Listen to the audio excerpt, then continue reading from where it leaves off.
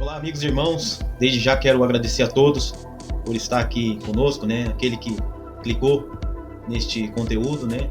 Hoje nós vamos estar trazendo aqui todo o comentário, né, do filho do apóstolo Rina, né? Em meio a tantas polêmicas que está acontecendo, eu quero trazer para vocês aqui o ponto de vista, né, do seu próprio filho, falando a respeito de tudo que tem acontecido há anos, em meio a polêmica, e a igreja, né, e sua família envolvida em toda essa situação aí no Bola de Neve. Ele, em suas redes sociais, traz um comentário, né, a respeito de tudo isso. Desde já eu quero te agradecer, né, por estar aqui conosco. É muito importante que você deixe seu like, né, comentário a respeito deste conteúdo. E você que não é inscrito no nosso canal, né, esteja se inscrevendo aí no botãozinho vermelho, né, sobre a inscrição. Que você possa estar aí nos apoiando, né, para que a gente possa estar crescendo aqui no canal. E o intuito aqui não é, de uma certa forma, denegrir a imagem de ninguém e nem tender para um lado nem para o outro. Nosso intuito aqui é trazer a notícia, e o maior propósito é que Deus possa estar falando, né, com cada um em meio aos conteúdos que a gente tem trazido aqui, né? Olá, seja bem-vindo ao JTJ. Deixe seu like e se inscreva no nosso canal. Muito obrigado. E a notícia de hoje é... Fica aí o comentário do filho do apóstolo Rina. E porque a gente sabe como funcionaria a seita, né? Você pode trazer a prova que for. A galera tem um vício de pagar 10%, que, cara, é mais forte que qualquer coisa. A pessoa não consegue de jeito nenhum ver além. A gente estava ali num processo de juntar provas, só que ela era super desgastada, começou a dividir com todo mundo. O pastor Mohamed, lá da Zona Leste, veio até mim falando: olha, chegou um áudio para mim da sua mãe falando que seu padrasto bate nela, que atrai e tudo mais. Isso é verdade? Eu falei, bom, é a mesma coisa que minha mãe me falou, e ela não quer mais ser casada com ele. Mas calma, não faz nada, a gente precisa de um tempo para poder resolver isso. Só que ele, em vez de dar esse tempo pra gente, ele pegou e, para ganhar pontos, obviamente, né, o meu padrasto, ele correu para contar. Por isso que eu tive que pegar o vídeo que foi a minha mãe que me mandou. Imagina, teve gente falando que eu filmei. Eu não frequento a casa deles desde sempre. Eu saí da casa deles em 2016, se não me engano. E eu saí escondido por conta de uma situação que a pastora Priscila armou contra mim. Eu já estava de saco cheio, eu saí escondido com as minhas coisas dentro de saco de lixo. E de lá pra cá, eu sempre evitei estar na casa. Não é nem que não me convidavam, tá? A gente tem que falar a verdade, não é que não me convidavam. Mas é uma casa que toda vez que eu pisava, me dava asco, porque te dando lembranças ruins que eu tinha. A minha mãe que filmou e me mandou. E aí eu tive que soltar aquilo. E naquela época, foi muito difícil, porque eu não tive o apoio que hoje eu tô tendo. Que na verdade, assim, toda a situação aí, ela começa aí com o Márcio. O Thiago vem abordando essas situações. Aquela situação de um ano atrás volta. E agora, com as pessoas tendo consciência do que aconteceu, de que em momento algum eu queria vingança, porque, gente, a verdade é que vingança não traz nada. Então, eu sempre quis distância da família, eu sempre quis distância, porque sempre foi tudo muito abusivo. Tudo isso que vocês falam, de porque na minha igreja, meu pastor fez isso, fez aquilo, eu vivia isso dentro de casa o tempo todo. Era tão difícil, que quando eu escutava o portão da casa abrindo, e eu sabia que era meu padrasto entrando, eu pegava minha comida, meu prato de comida, se eu estivesse almoçando, e corria pro meu quarto. De tão ruim que era o negócio. E aí eu posso falar, meu padrasto é mentiroso. Ele mente. Ele mente assim, absurdamente. Ele mentiu a vida inteira com relação a como me tratava, por exemplo. Então, uma outra coisa, que eu não lembrava, porque eu não fico gravando, mas uma pessoa me lembrou outro dia, que no final de semana eu fui dormir na casa de um amigo, e eu fazia as coisas sem contar pra ele, sem pedir pra ele, porque ele sempre falava não, porque ele sempre queria que eu tivesse ali grudado. E aí eu só apareci no domingo, eu fui, acho que, ministrar o louvor no domingo, e aí na frente de todo mundo Ele me deu uma super chamada. Então, na frente de todo mundo, falou: Natan, onde você tava no final de semana? Aí eu dormi na casa do meu amigo fulano. E quem foi que deixou? Isso sim, na frente de 4.000 pessoas, tá? E quem foi que deixou? Eu falei: minha mãe. E ele pegou e chamou minha mãe. Denise, vem aqui. Por que você deixou e não falou comigo? Assim, ao vivo. Então, é muita hipocrisia também da parte dele. Falar, não, porque tem que resolver internamente. Nunca resolveu nem comigo. Nunca resolveu nem comigo, cara. Eu recebi uma proposta para trabalhar no maior escritório de futebol do Brasil. Aí talvez do maior empresário de futebol do Brasil. Eu deveria me apresentar no dia 6 de janeiro. E todos os anos, ali a virada do ano, a gente passava lá no litoral norte. Numa super casa, super legal. E eu precisava voltar. Já tinha passado a virada do ano, eu precisava voltar para poder me apresentar, que essa era a época que mais tinha trabalho lá por conta da Copa São Paulo de Futebol Júnior. Quando eu fui me despedir dele, ele falou: você não vai. Eu falei: cara, como que eu não vou? Eu dei minha palavra. Não, eu tô falando que você não vai. Mas por que eu não vou? Porque eu não quero que você trabalhe nesse lugar. Eu não quero que você trabalhe ali. E aí Aí eu peguei, virei e falei: mas essa decisão não é sua, é o meu profissional. Quando eu falei isso, ele levantou e ele me deu um tabefe daqui no ouvido. Isso foi tão forte que eu não tenho por que mentir. Que idade você tinha, Natan? 21, tinha 21, eu acho. Ele me deu um tabefe no ouvido, começou a me xingar um monte e foi tão forte que eu fiquei 1 ano sem conseguir mergulhar direito, porque entrava água no meu ouvido. Quando eu mergulhava. Tudo tem que estar debaixo do comando dele. Sempre. Então, assim, antes disso, eu trabalhei na Câmara dos Vereadores como assessor do Eduardo Tuma, tá? Esse trabalho, para ele, estava ok. Por quê? Porque quem foi tecnicamente que arrumou foi ele.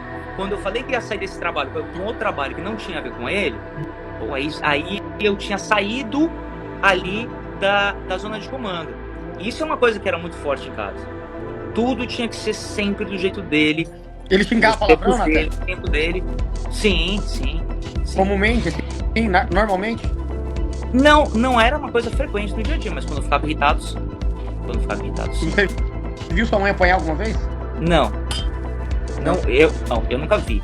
Assim, de xingar e falar um monte, e tratar como escravo, mas isso era a família toda, era eu, era ela. Então, por exemplo, a gente ia viajar, era ele na frente, andando sem nada, aí minha mãe atrás carregando as crianças e eu com todas as malas. Era sempre assim. Mas eu não falo isso com vitimismo, porque pelo menos eu tava viajando. Pô, legal, né? Mas é só para que se entenda ali que sempre foi esse perfil. Tá? Minha mulher tá aqui de prova. Amor, quando a gente viaja, por exemplo, eu deixo você carregar qualquer coisa? Não, nada. Quando, por exemplo, a gente... sei lá, a gente tem que carregar qualquer tipo de coisa. Eu deixo você carregar uma sacola? Não, nem quando eu chego no prédio. Então, isso nunca rolou em casa. Posso contar uma situação? Pode. Você perguntou, né, se o Natan já tinha visto ela apanhando do Rino, qualquer coisa do tipo. E eu cheguei a conviver mesmo com eles dentro de casa algumas poucas vezes. A gente chegou a passar uma temporada ali de alguns dias com eles, que foi horrível. Quando você entra na casa deles é uma coisa absurda, porque você sente um clima tão pesado. Isso não é só a gente que fala, várias pessoas já disseram isso pra gente. Você sente assim um clima maligno mesmo, uma coisa pesada, te deixa triste, te deixa pra baixo. Então é incômodo ficar ali. No primeiro dia que a gente chegou, a gente não conseguia dormir, a gente queria ir embora. E aí ele entrou com a nossa cachorra na piscina, e aí ele pediu pra Denise tirar uma foto dele com a cachorra. A Denise estava do meu lado, pegou o celular dele pra tirar, ela sem querer começou a gravar ele, ao invés de tirar foto. E aí ele falou: e aí, Denise, tirou? Tira logo. E aí só que ela tava gravando ela. Ai, meu Deus, não, na verdade eu gravei. Ela ficou nervosa, derrubou o celular no chão e saiu correndo. Então, tipo assim, ela tem medo dele. A gente nunca presenciou ela apanhando, mas ela morre de medo dele, isso é. Uma cultura de medo muito grande, e uma cultura de medo que existe no Bola de Neve muito grande. Todo mundo morre de medo do AP. Todo mundo, né? Mas isso é uma coisa que... Quem tá na live, Minas já gritou com vocês. Isso aí eu também tenho. Essa cultura de medo e que as mulheres não podem falar, que as mulheres podem falar no culto de mulheres, mas quando tá reunido ali os pastores, as mulheres não podem falar. Não é para elas falarem. Isso é Não, absurdo. se você for Ouvi Se falar você isso. for.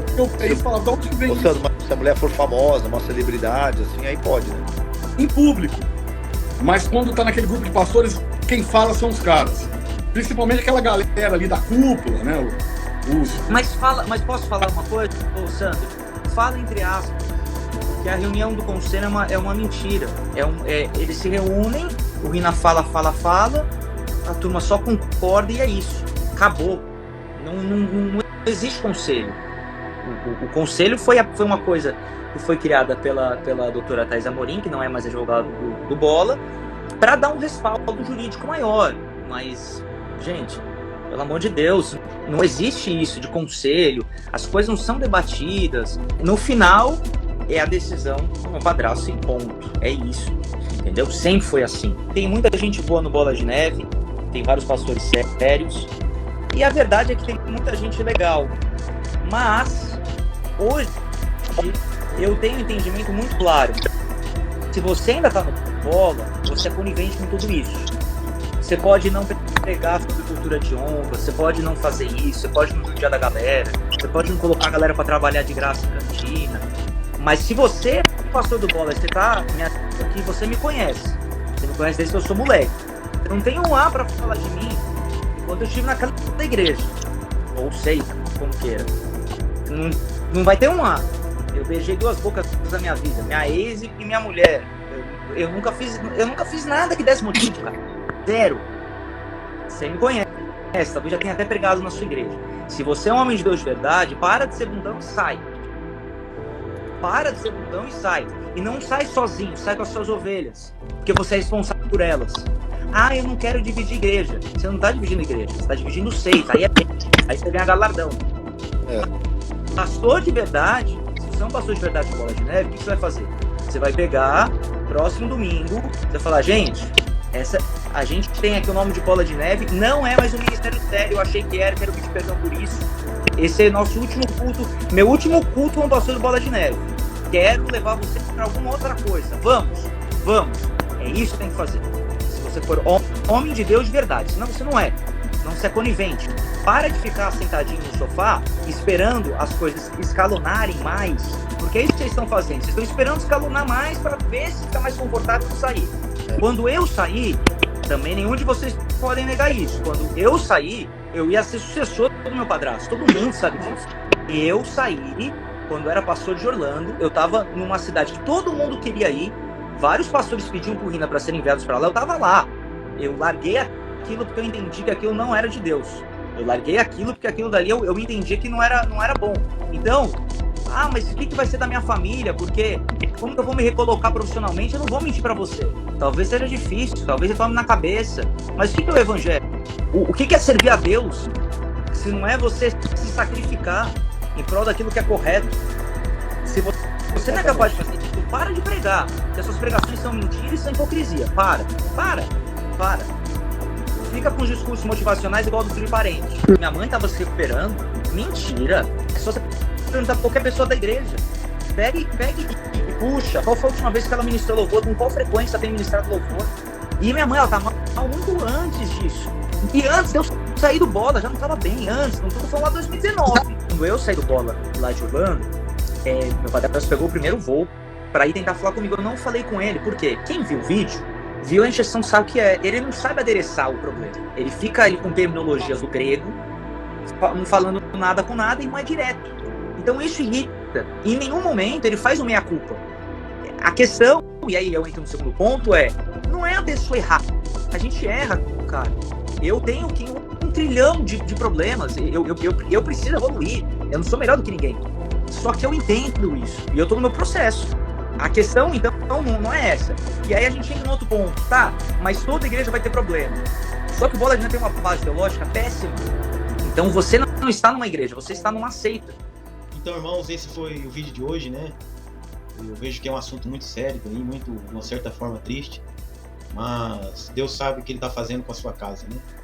Eu acho que a questão aí foi como o Nathan falou aí, né? Na parte B e C, né? Problemas, todos nós, de uma certa forma, né? Estamos sendo purificados e transformados como igreja do Senhor, né?